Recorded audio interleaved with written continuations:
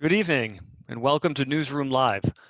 I'm Steve Greenlee, managing editor for the Portland Press Herald. Thank you for joining us, and thank you for being a subscriber. Many people have rediscovered the importance and value of local news this year, as the coronavirus has upended our lives. We're planning several more subscriber-exclusive events this year, so tell your friends and family to join us. The topic of tonight's discussion is one I care deeply about, the future of live music. Not only am I a voracious consumer of music, I'm also a musician who plays in two local bands that haven't been able to play out since the virus hit Maine. I'm itching to get back at it, as I'm sure our panelists are. Please welcome tonight's hosts, Press Herald writers Aimsel Ponti and Bob Keys, who will introduce our guests, Samuel James, Lauren Wayne, and Scott Mohler, and get the discussion rolling. Hey, good evening, everybody. Thanks for joining us. Steve, thanks for the introduction. Sam and Lauren and Scott, thank you all for being here. And we're going to have a good time tonight and cover some very important issues related to live performance and music. As Steve said, the pandemic has been especially cruel to the music business. Live performance was the first to close and will be the last to open. And we are told that without some kind of federal help, most of the music venues that we know and love will be closed before too long. We've already seen some of that in Portland and across Maine. Port City Music Hall, of course, is closed. And we've seen fundraising efforts to save the Portland House of Music and One Longfellow Square. And there just seems to be a lot of barely hanging on going on right now. And so for the next hour, we want to talk with these folks who are deeply involved in the making and the presentation of music in our communities. Samuel James is an award-winning singer and songwriter and a world-touring musician and storyteller. For more than a decade, he's performed extensively throughout the United States as well as more than 20 other countries, back when you can do those sort of things, of course. He's a staff writer with blackgirlinmaine.com, and his long-standing column, Racisms, can be found in the Mainer magazine. Lauren Wayne, of course, is the general manager of Probo LLC, which owns and operates the State Theater and the recently closed Port City Music Hall. She also serves as director and buyer for the State Summer Concert Series at Thompson's Point. And in 2019, Lauren and her team hosted more than 250 concerts in Portland. That's an incredible number. In 2010, she oversaw the complete renovation of the State Theater, and with the help of what she calls one of the best staffs in the business, if not the best staff in the business, she steered the venue into becoming one of the most active and successful venues in New England. Pollstar magazine in 2019 ranked at number 24 in the world based on ticket sales. In addition to co-founding the Maine Music Alliance, Scott Mohler is also a musician and booking agent based on Peaks Island. He's been active in the industry as a professional for 5 years while running Eminence Arts. Eminence has worked with many of the best-known bands in New England and currently represents Rustic Overtones, Jaw Gems, Haley Jane, and many more. As a musician, he has played with, quote, most everyone in town at one point or another. He has a passion for Maine's music scene and is also honored to have a role in preserving and protecting what people have worked so hard to build. And before we jump in, I just want to say on a personal note, it's a great honor to be here with you folks. And I want to also mention Aimsel Ponti as the co-host of this discussion. Aimsel is probably the biggest music fan I've ever met, and I bet she saw most of those 250 shows at the State in 2019 and a whole bunch more in addition to that. So it's great to be with all of you. I'm honored to be part of this discussion. I think this is really important, and as I said to Bob before we connected the Zoom rather, that I really hope that people walk away with a much deeper understanding of how dire the situation is. It's not just, oh, I miss seeing concerts. It goes well beyond that, as our panelists will discuss. All right, so we're going to get right to it. Lauren, I want to start with you and get to the point of why we're here tonight. You recently wrote a very pointed letter to the governor and said, among other things, quote, this is a dire issue. It's days, not weeks or months. We are on the precipice of a mass collapse. So what does a mass collapse look like in Portland, and how close are we to that? I think Port City Music Hall can attest to that. I mean, we had to close that room in July. So that was a couple of months ago. I think, NIVA, the National Independent Venue Association, did a study of all its members. And if there's not some kind of federal legislation that's targeted to the live events industry, they said that 90% of independent live music venues will go out of business, and that fact rings true, I think, in Portland. It's just going to get worse from here if there's not some kind of help. Lauren, go ahead, Bob.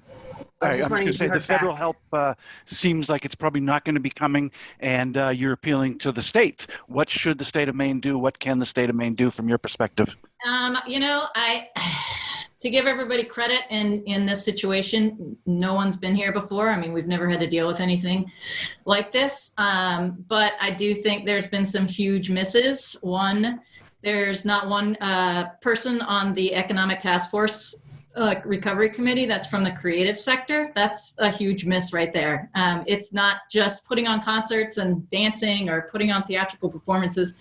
These are big businesses, and we pay big taxes, and we're not going to be doing that this year. So that was a huge miss. There's $1.25 billion that most states receive for the CARES funds. I know that most of those have been allocated already, and rightly so. There are many more pressing issues, I think, in the state of Maine, but there are some available, and that's what we're doing right now. We're reaching out to see if we can get some of that for the live events and performing arts industry, because we haven't seen that. Other states and cities and markets are doing it. New Hampshire just announced $12 million for their performing arts sector. Wisconsin just announced $15 million. And granted, it would be great to have that kind of fund, but it doesn't have to be that much. But just some kind of acknowledgement to how important we are to our communities and to our economies, and we're just not getting that. Aimsel, jump in here. You had a question. Yeah, I have a quick follow-up for Lauren, and then I've got one for you, Scott. Lauren, have you heard any response at all from Governor Mills's office? I have not. All right, well, please let us know down the road if you get anything, because we would certainly be curious about that.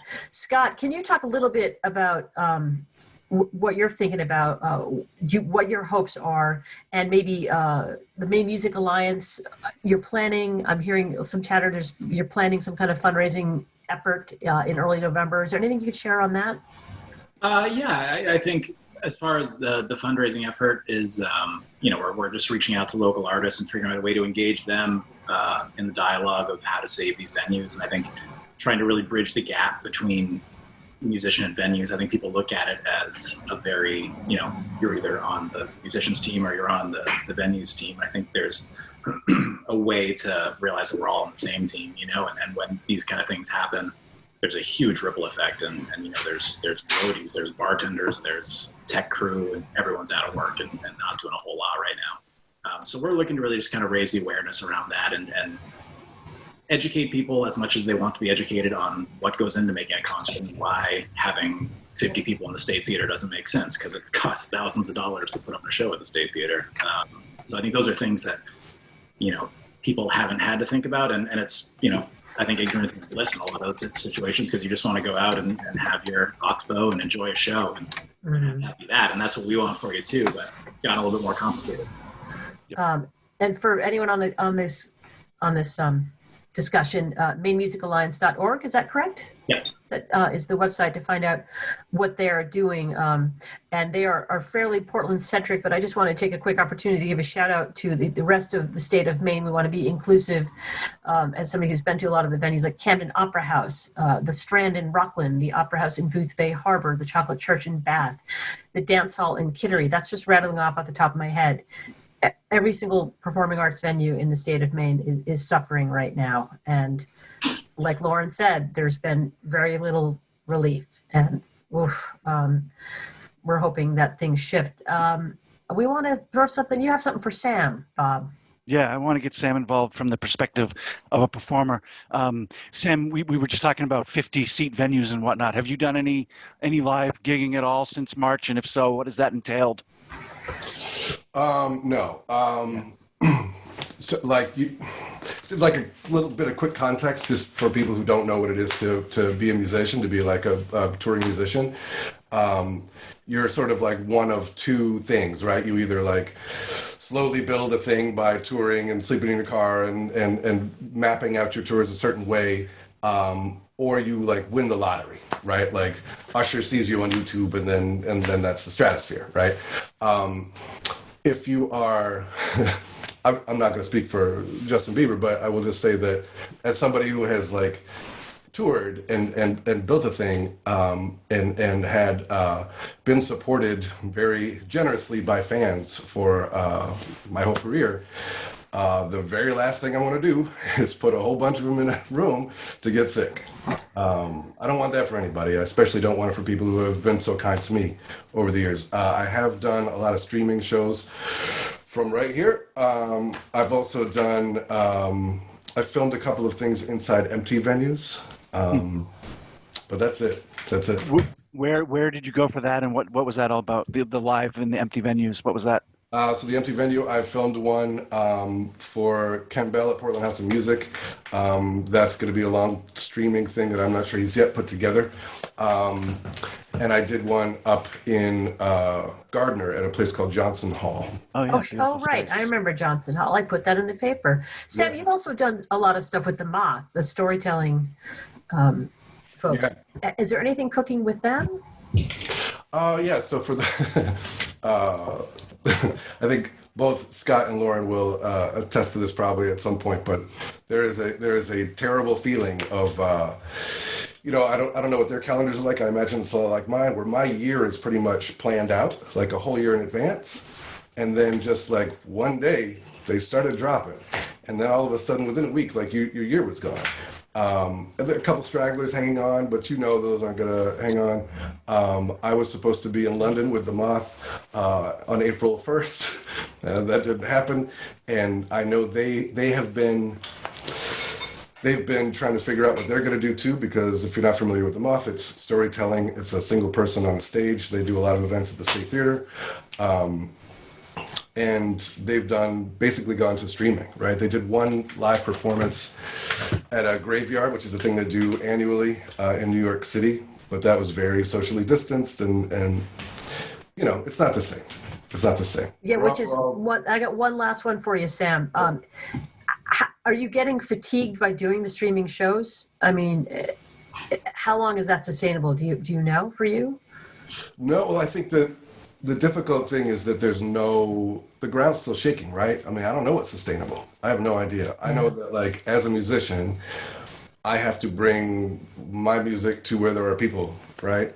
And normally, Scott is somebody who facilitates that. Lauren is somebody who hosts that. I don't know what they're doing. I don't know where they go. I don't know. Like, I can get on the internet and I can play to people, and I'm happy to do that. Like, my travel costs are way down. But there's the good thing about touring. One of the benefits of touring is, like, if I could play 50 miles from a place, I get a whole new group of people. If I'm playing right now on the internet, I'm playing perhaps to everybody at once. So I can't play every day. I can't continue on. It's unsustainable that way. Sure.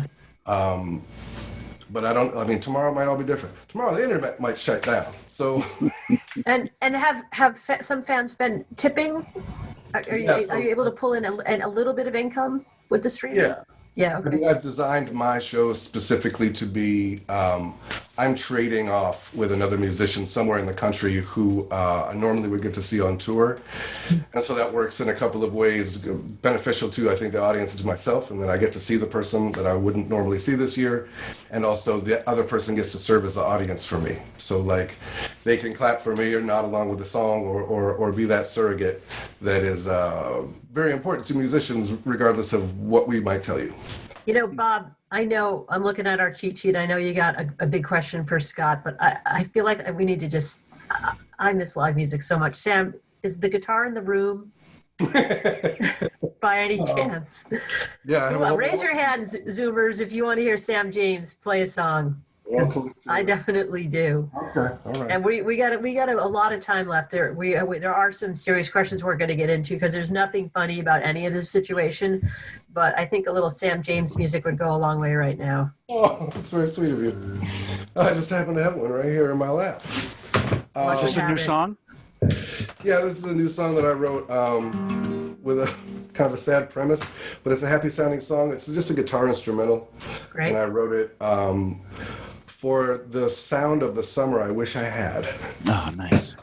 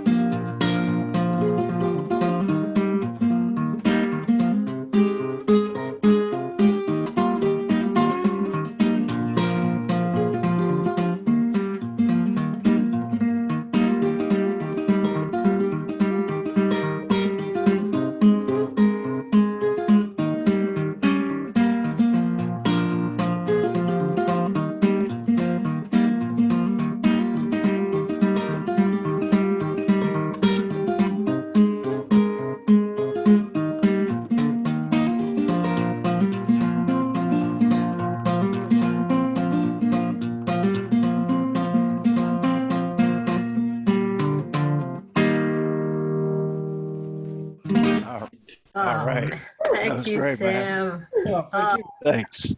Terry, All right. thank you so much, Sam. Yeah. So that raises a question, Sam. I've talked to a lot of visual artists throughout the pandemic who have started new projects or new series. Have you learned any new techniques or picked up a new instrument or written a series of songs about what you're dealing with or what you're observing?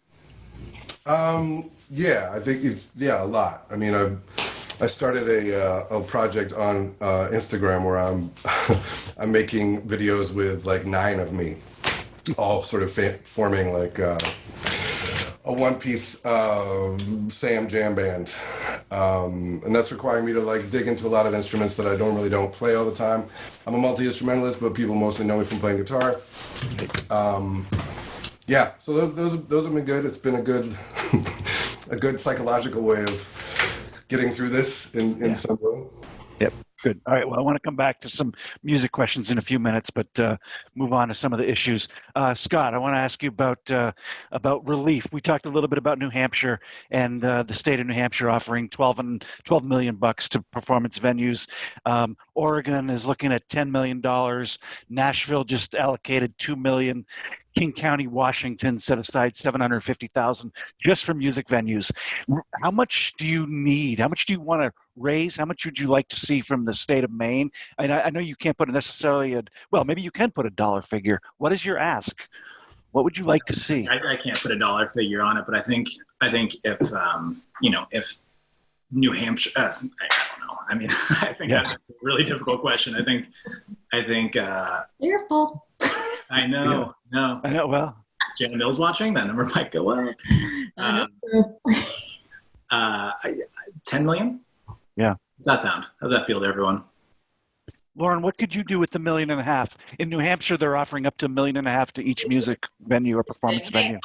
Listen, I think that would be a huge help, obviously. I mean, we've had to lay off almost all of our staff, including our full-time staff. It would be great to bring people back to work. I think that's our priority. And we just can't do that right now because we're generating absolutely zero income. Right. And I can speak for other venues. It's not, this is, like I said, it's a business. And when we finally can reopen, whether it's at a limited capacity, a half capacity, or full capacity, it's going to take a lot of money to reopen safely with new policies and protocols. So a lot of that money probably will go to that, whether that's touchless pay systems or hand dryers or plexiglass or whatever it is, training to keep your staff safe, green room updates. It's we'll take anything at this point, but an acknowledgement also would be very nice. Yeah. And before we move on to another topic, just in terms of the money and what it takes to get open, even if you were to get a big chunk of money right now, you couldn't just start operating again. You can't. Why can't you make it with 100 people or 50 people in there? Explain why that's just not feasible. I mean, folks that's understand what our business model is based on, right? So our business model was based on selling, at least for the State Theater, at least a minimum of 1,000 tickets per show. So it's expensive to open that room up. And we can probably do smaller shows at 100 capacity, but then what would we be doing? We'd be taking business away from the smaller rooms, which is not something that we want to do. This is a complete ecosystem, and we work all together, and without us, there wouldn't be the smaller rooms. Without the smaller rooms, there wouldn't be us, right? So we're all feeding each other and supporting each other. So 100 people at the State Theater, it's just not what we want to do for a lot of different reasons, and they're not just financial. Yep. Was there talk about outdoor concert? Any small? I mean, I know other places have done some weird outdoor things. Were your groups involved in anything? We did. So I went through a big exercise, which really wasn't a big exercise. You get an Excel sheet and maybe a calculator, and you do a P&L on a drive-in concert, and you're like, oh, F no, I'm not doing this. We didn't move down that road because we didn't have a secure site where you could build the infrastructure and not take it down, which would really make sense. But building a venue from a ground up every show and for every drive-in show just doesn't make any kind of sense. That being said, if this continues on till next summer and we can't do our concerts at Thompson's Point, which I'm really, being positive that we can, we'll probably look at something as an alternative on the site. Somebody just asked in the chat or in the Q&A, what can people do to help? What do you want everyday folks to do who used to buy your tickets to do to help? Well, speaking for our business, the best way that you can help is if you do have a ticket and the show has been postponed or rescheduled, hang on to your ticket. That's really the only thing that's keeping us in business is the tickets that we sell. So that would be a huge help. We have a merch store on our website, statetheaterportland.com, which would also helpful. And then honestly, for the whole ecosystem that is the live music venue system in Portland, go to MaineMusicAlliance.org and donate. And we, Scott is great at figuring out who needs the help and who needs it most or urgently, and it's the smaller rooms, and that will really help everybody out. I want to clarify, when you say hang on to your ticket if you have one, meaning don't ask for a refund? Yep, that's exactly what I mean. Yep, that's what I thought. That's how I want to make sure. Aimsel, you got some questions? All right. So, Sam, you are well established into your musical career, but what would you say to an up-and-coming musician who had just started getting into the recording studio and just started doing some gigs and was just, kind of getting established, and now we have this pandemic? What would you say to them? Yeah, I mean, I'll just tell like my own story as quickly as possible. But Yeah. like, I was working at a local social hub that was called Videoport, and Still miss it. yeah, and everybody through town came there, and I started doing open mics, and I got an offer to do a gig at a very small venue in town, and the owner of Videoport, shout out to Bill Duggan, he was very kind, and he let me put a flyer in every bag that went out of the store. So that meant that just by sheer numbers and me not being a complete jerk at work, like, people showed up to the shows, and it meant that they sold out. And as long as I was not terrible at what I did, people kept coming. And so I was able to build from the small venues to the bigger venues, and then attract an agent and who started touring me. And even that skipped like a bunch of steps. Like normally you're touring in this spiral to try to build a fan base this way to not get too far from home. And I think in Maine it's especially difficult because that spiral, well, you can't go into Canada without getting money and a passport and a whole bunch of permits. So you have to go down to like Boston and then New York and then Philly, and then you're out of money, and maybe you can save and do it again next year. It's a really difficult thing to do. And so like every step I just said about how I did it is not possible now. Right? You're not working at a place that's a social hub. Anybody who was working at a cafe was putting a sticker on a cup. Like, you can't do that now. People aren't coming because there's no venues. And so like, I think the idea, like I said earlier, of being a musician, you need to bring your art to the people. And the only place they are right now is, like I said, like right here. And I don't know how you develop that if you can't be around new people. Well, Space Gallery, a little bit to the rescue. If people haven't heard, they have allocated some funds, and local musicians can apply for $1,000 grants, which is really awesome. It's not $1 million, and it doesn't replace a whole summer of gigs. But any three of you want to answer, what do you think about that? And would you like to see more of that? I can't imagine you wouldn't, but does anyone want to say anything about what Space is doing? I think it's great, but I just wanted to just add one more thing onto what we were just saying. Like, that's great if you can get some money, and that's great. But like, there's like, we're going through right now 7 months without any new emerging artists.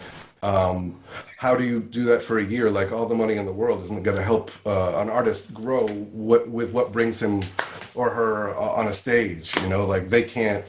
Yeah, I don't want to get too far down this rabbit hole, but it's a good rabbit hole to go, though. That's terrifying. I think that's one of the most terrifying things that I think that we're all facing, right? Besides the cultural wasteland that could exist without music venues, it's what would you do if everybody in a band or in a developing band or thinking about starting a band was just like, you know what, I'm going to go into insurance. Like, that would be terrible. I think I read somewhere that 6 out of 10 people in the music industry, whether they're a crew or tech, promoter or a musician, are thinking about completely changing careers because of the pandemic.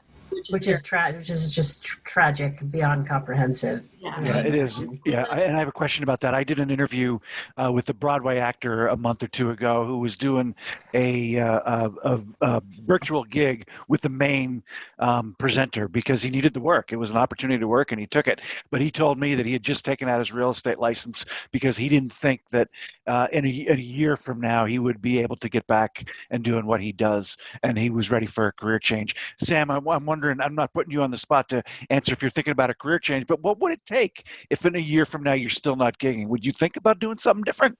Are you thinking about it now? What is your mindset? Well, I have multiple jobs anyway, right? Like you stated earlier, I'm also a journalist and not just a musician and a storyteller. So I already have like ways to diversify my arts. But no, I'm not thinking about quitting music. Like the kind of music that I play is it represents a tradition, a specific kind of American tradition, and it follows in it, and it sometimes directly copies from it, and it carries it forward. So like it's more than just music. So maybe I'm not the best person to answer that question, but I do think that like in order to further your art, you need to eat first. Mm-hmm.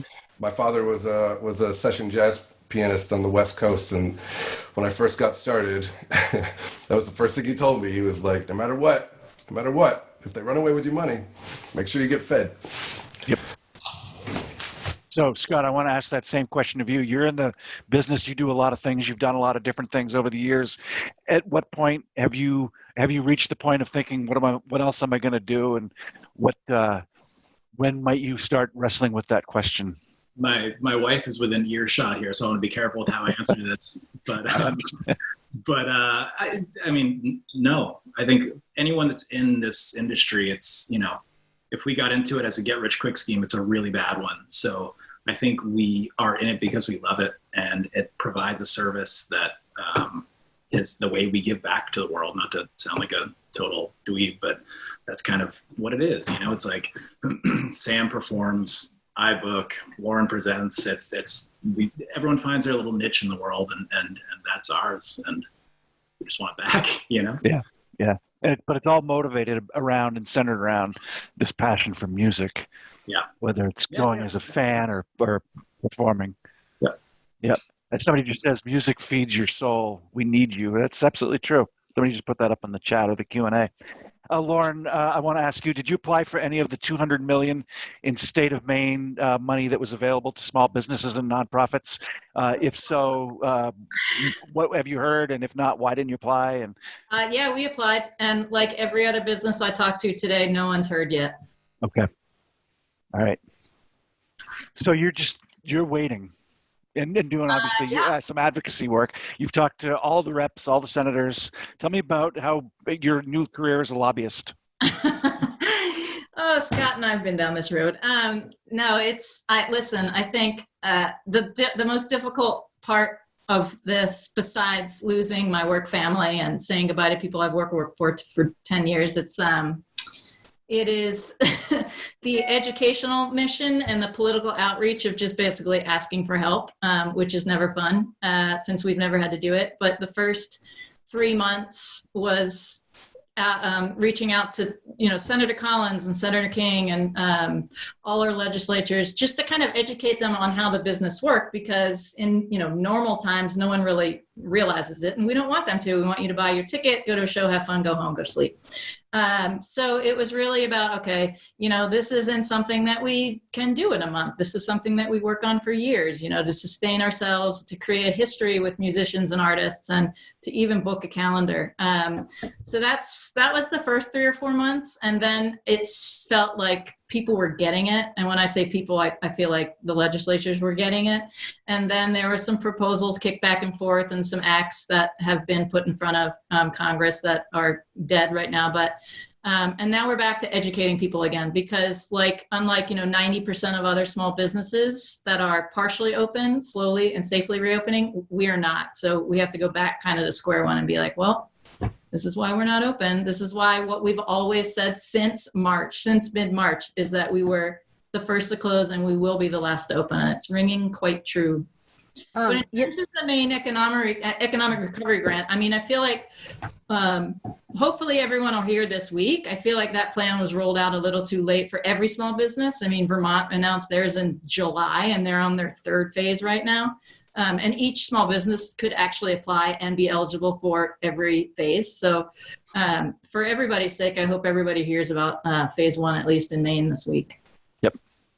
do you think, a lot of people co-signed that letter that you sent to Governor Mills, a lot of people from the music community and particularly venues.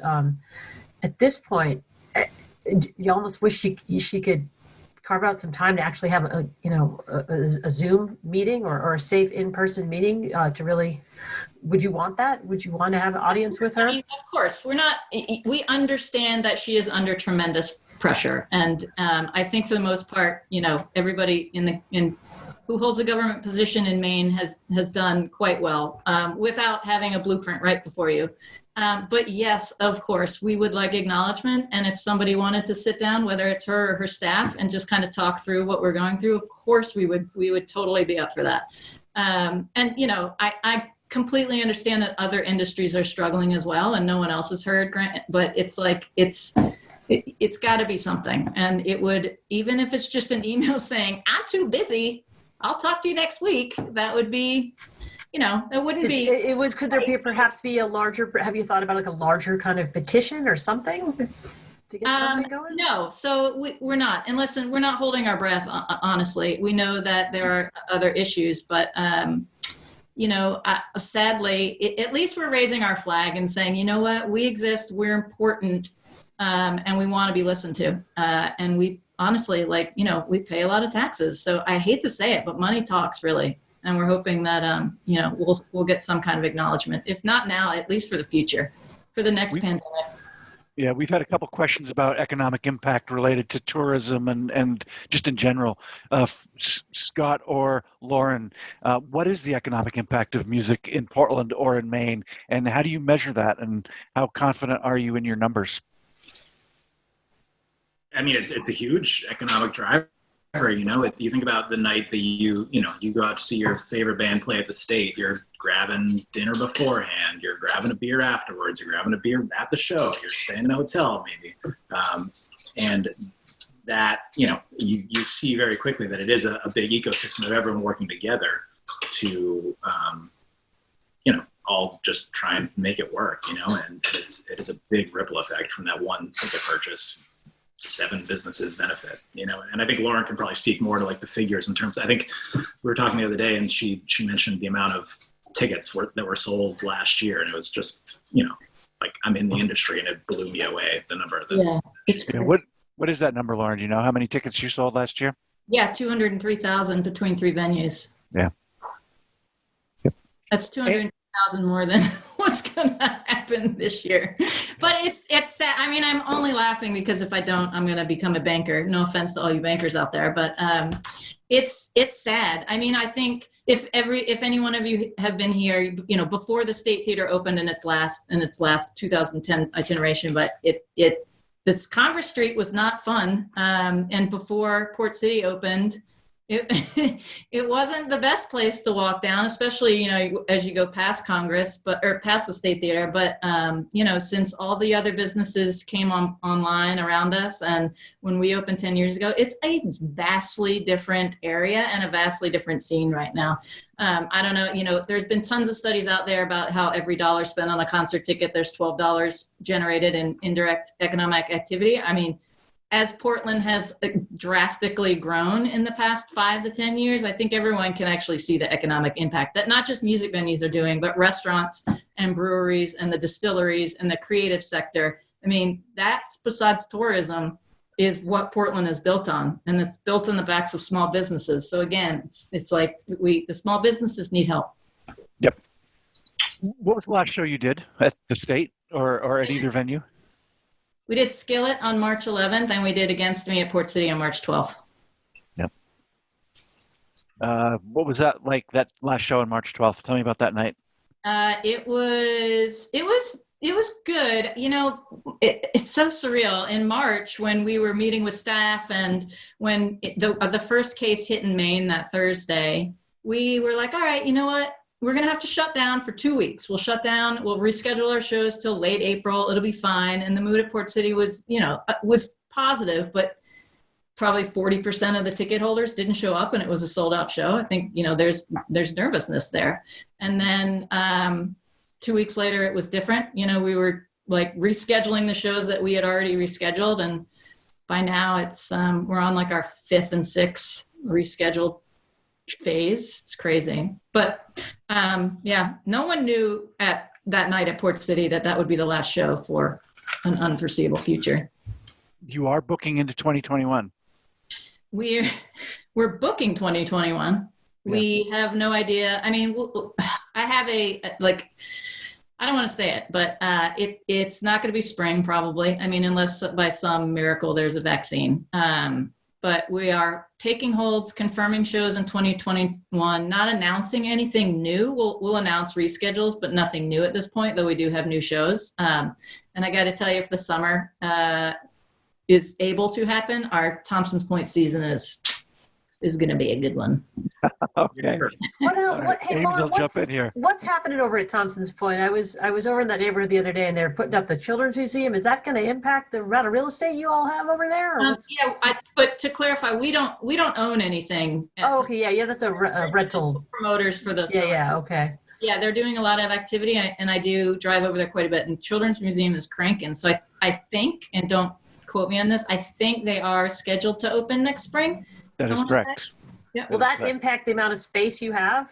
It'll so we'll have to shift a little bit of our backstage area, but it doesn't cut down the capacity, although we will always run less with fewer people than our actual capacity is, just because of the way that we want to have our shows feel comfortable for people. Right. I'm starting to look at some of these questions. Somebody asked, I noticed as somebody who writes about music for the paper every week, that you folks kind of co-present, for lack of a better word. Like you have one coming up with Lucinda Williams. Obviously, she's not going to be in Maine. She's going to be at a stage somewhere else, and that'll be live streaming to any number of venues. But I mean, people buy tickets to that through you, and you get a little bit of income. Is that accurate to say? It is. I mean, we're not. We barely make any money, although we're very appreciative that the artists want us involved. So it's just a way to keep the artists working. And obviously, I think there's a study that 75% of income is derived for an artist is derived through live touring, which is devastating when you think about that there's no live touring right now. But it's great. So yeah, we're just helping them out to sell tickets for their live streams that are happening somewhere else. Although Scott and I also have worked on live streaming directly from the State Theater too, which has been. I've seen a couple of them. Phenomenal job. This is a good one for you, Sam. Somebody was asking. I guess we're segueing into Q&A if that's all right with everybody. I think it's a really good one. How does the lack of live music performing in front of a live audience, not streaming, impact your creative process? Yeah, so with my show specifically, I don't write a set list because I'm a solo performer, so I don't need to go over anything ahead of time. And I know a number of songs, so I basically feel out the audience like as I'm playing. I talk to the audience a lot. My show is pretty interactive in that way. And so like, obviously if I'm doing a streaming show, that can't happen. And I think, again, like, this is not a thing like a lot of musicians like to talk about, but like the audience means everything, right? Like if the audience didn't mean anything, you'd never leave your room, right? You'd just be playing to yourself all the time. Like there's a want for human connection that you, if you are lucky enough, you can bring to a group of people, and you can get some of that for yourself. And there's a thrill and a feeling of purpose in that. I think Scott was saying something about that earlier. There's an idea that you can bring some people some joy, and that as we can all kind of look around right now, the world tries to take that from you quite a bit. And so if you can be in the position to bring some people some joy, and I don't care how you're bringing it, that's a wonderful privilege and an incredible purpose. And the fact that can't happen now because it happens in person, right? Like, you can queue up YouTube all day and watch videos of whatever, and like, yeah, music is great on YouTube, and yeah, so is people falling down on ice, like, whatever. But like, it's different, right? It's being in the room it's community, right? It's like cliche, but it is. It's not cliche at all. There's nothing I wouldn't give to have somebody talk too loudly during the ballad and spill beer on me to be at a live show. It is terrible. One thing I'll just say to the people who are on here to think about, I mean, it's mid-October, holidays are coming, to kind of shop local. If you have music fans, or if you're a music fan and that's why you're on this call, there's a lot of ways you can support the venues. By, like Lauren said, the State Theater has a store up. A lot of the places, like One Longfellow Square and the Strand, you could buy a membership. All the bands have merch. Most of the bands have merch. Just find them on Facebook or Instagram or on their websites. A lot of them are doing streaming shows, and not tooting my own horn. I'm just saying that all the money I used to spend on tickets, I'm trying to put back in. So like, I think I tipped you, Sam, when I couldn't even watch your show. I don't even think I was home. But every little tiny little dollar that you can give to support these artists and these venues seriously makes a difference. It does. And just for an artist to know that the fan cares, because like Weekend Friends, like you just bought their shirt, that means so much. It's not going to necessarily pay their rent, but I cannot stress that enough. Like, if there's any way that to allocate any of the money that you were going to spend anyway, I'm not spending the $10 on the whiskey I get at the show, and I'm not spending the $50 on the ticket, or the 30 on the vinyl, and the 25 on the t-shirt. Put that back into the local scene. Just something to think about. Thank you. I'm off my soapbox now. No, thank you so much for that money. I bought this hat with it. So Maybe you did. All right, very good. No, as I said before, Aimsel, your passion is very much appreciated across the board. You're a very good music fan. So, a couple questions, Lauren. I'm not the only one. We get a lot here. Yeah, no question. Lauren, somebody here says Lauren for mayor. Any political aspirations? No. No, we need you to book shows. Yeah. No, but thank you. That's funny. Yeah. Another question about, is it true that instrumental musicians can perform to limited audiences, but vocals are prohibited? Lauren, have you run across that question, and what are your thoughts about the idea of vocalists and sending other particles out in the air? Any thoughts about that? I'm all for it. Just again, listen, it's an interesting dilemma. We obviously want to be open and supporting our staff by employing them, but we also don't want anyone to get sick. So right now, all the noise and science is saying that vocals and brass instruments are, quote unquote super spreaders like mass gatherings are. So of course we're probably not going to promote that. Yeah, I don't know. I mean, it's sad. It's sad news. But we're not going to really be trying any kind of live music right now until we see how it all shakes out in the next couple of weeks. With everything reopening, and especially more reopening over the next couple of weeks, and school reopening, we're just trying to take the safest route possible for fans and our staff and our musicians. Right. Just wait and see what happens and then evaluate. Is it a month at a time, or you quarter at a time? What approach are you taking? I think we're going a month at a time right now. We were going day by day. Now it's a month. The national touring industry is beyond that. Right now we're probably 4 months at a time, just because you can't plan a national tour in a month. So it's all different depending on where you're at, really. Yep. Sam, I want to ask you, what was the last live gig you played with an audience? It was in Alaska in March. Was the last time I was out. No, I'm sorry, it wasn't March. It was the end of February. That was the last time I was out. Because I remember I was like, oh, do I want to go to Alaska in February? I did, and I'm so happy I did. Yeah, you had no inkling at that time there was anything going on? Yeah, I mean, I there was some stuff in the news, and you could see sort of like, I know this probably is not the road you want to walk down, but I feel like our general national government has a cavalier attitude towards its citizens, and I could see that if anything, this may be news to some of you, but it definitely felt like if this thing gets here, we're all in trouble. Yeah. Did I know it was going to be this? No. Did you feel a sense of needing to get home to Maine when you were that far away? A little bit, yeah, for more personal reasons. That my girlfriend is actually from Alaska and she couldn't come with me, so I was happy to come home and sort of talk about Alaska. Yeah. Yeah, but as far as I knew right then, like I was going to be going on the road again pretty soon. Yep. Yeah. Yep. Aimsel, you want to jump in? Well, we had another question. Has the pandemic, Lauren, in terms of booking or looking at summer of 2021, changed the types and number of acts you're thinking about or in contact with about having come to Maine? That's a great question, but hell no. Right now, I'm booking whatever we can book that makes sense for each venue. Sure. And everybody on every sector of, I guess, the national touring industry is playing it smart, whether it's the agents or the managers or the musicians and the bands and the promoters and venues. We're just moving forward as if that there's going to be a summer and it's going to be, normal. And then, come January and February, if we need to amend our plans, we will, or if we need to cut capacity for each show, we will.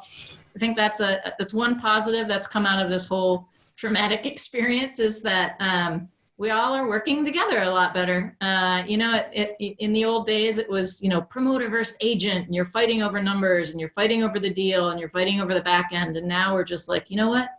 Let's just put a show on, because that's really what we're all trying to do together and what we love to do, and we'll figure it out. How different will the logistics be in putting a show together? What will your backstage protocols look like? Have you heard details and what you're going to have to do to satisfy bands in terms of health and safety? Yeah, we know all that. So again, it all depends if there's a vaccine or not. Not that we'll just be like, woohoo, dropping pianos on their heads backstage. If there's not, we've always, prided ourselves on presenting artists and fans with a safe venue and a safe experience, which we will continue to do. If there's not a vaccine and we can open at 50% capacity at least, and we can do shows, of course, our protocols and safety procedures will be different. They'll just be more stringent, and we'll have plexiglass, and we will be sending the artists our safety plan, which we don't really do. They just trust us that there is one, but now with some of the offers that are going out, I'll send a safety plan, and it's just a checklist of all the things that we'll be doing that are COVID compliant. How much more will that cost you? How do you know any idea what your overhead will increase? I don't have specifics. I mean, I have ballpark estimates now. If we have to transition to an all touchless POS system. I mean, that's like $10,000 to $20,000, depending on how many systems we get. Ticketmaster, we're a Ticketmaster company. They provide us with all their touchless scanner equipment, so that's fine. Putting up regular infrastructure within the venue is going to be super expensive. Coming up with policies for one ways out, one way in, bathroom procedures, that's going to be an interesting cost. So it'll be a lot. We're not quite there yet, just because we're hoping that we don't have to do all that. But we're prepared to do it. You have to plan for both, right? Yeah, exactly.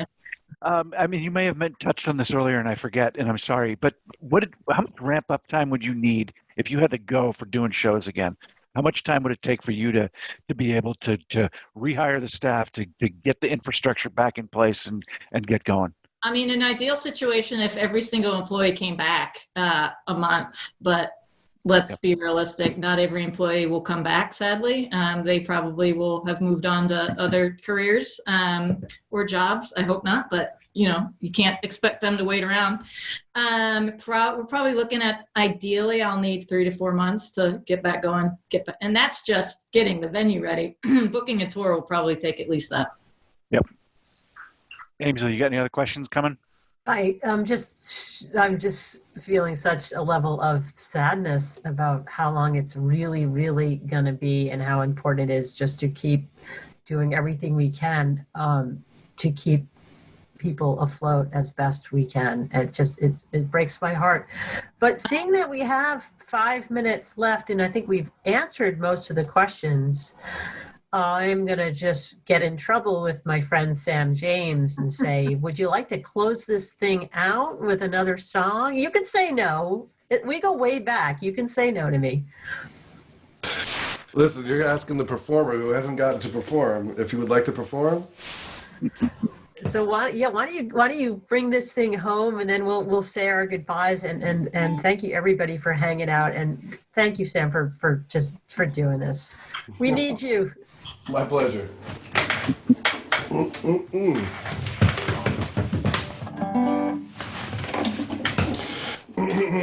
This is a song I wrote called Tuning. I hope you like it.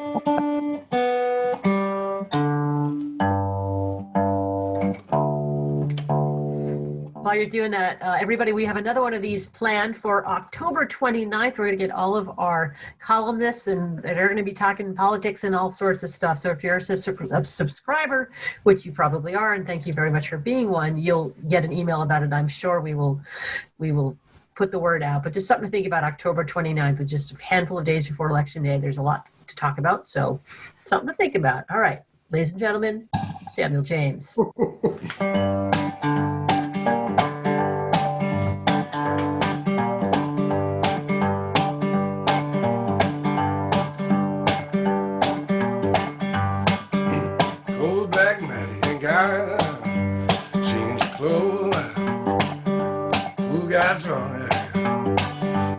Trunk outdoor. Old black man ain't got change clothes.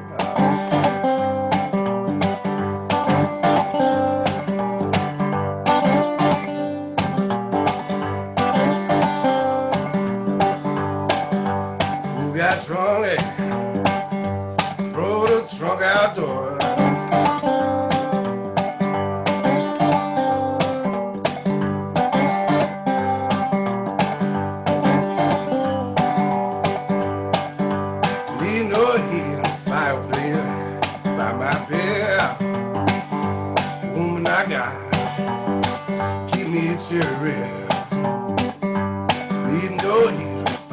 Crazy by my bed right.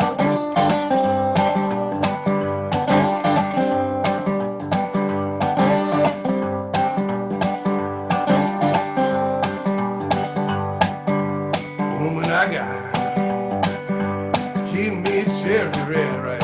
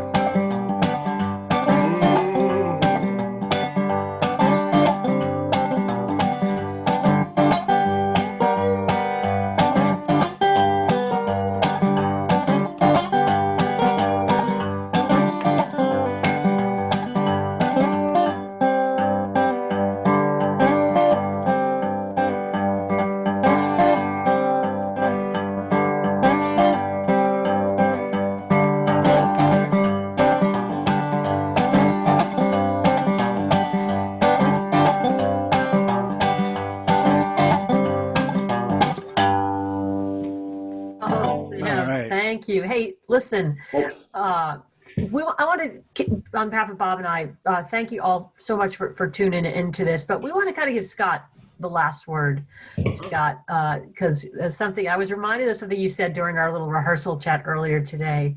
What was it you said about wanting people to think about? Remember what you said that was so profound? Yeah, I think we've, and talk a little loud if you can. Sure. Yeah. I think we've generally all got a little bit of time on our hands these days, and I think it's apropos to maybe use that time to really kind of evaluate what music has meant to you in your life, what the live music experience has brought to you over the course of your years, and just kind of picture a world without it, because it's incredibly possible in the coming months, which is catastrophically sad, but unfortunately real. So that's a really bummer way to bring this out. Sam, another song, please. No, but that puts it all in place. That's what's at stake. That's why we're here. That was the whole point of this. So yeah, and Sam's music really brings it home. Thanks for that, Sam. Thanks, Lauren. Thanks, Scott. Aimsel, thanks for the good questions. Everybody, obviously, thanks for tuning in and for subscribing and for supporting journalism and music. Thank you so much. Thanks, everybody. Have a good rest of your night. Good night.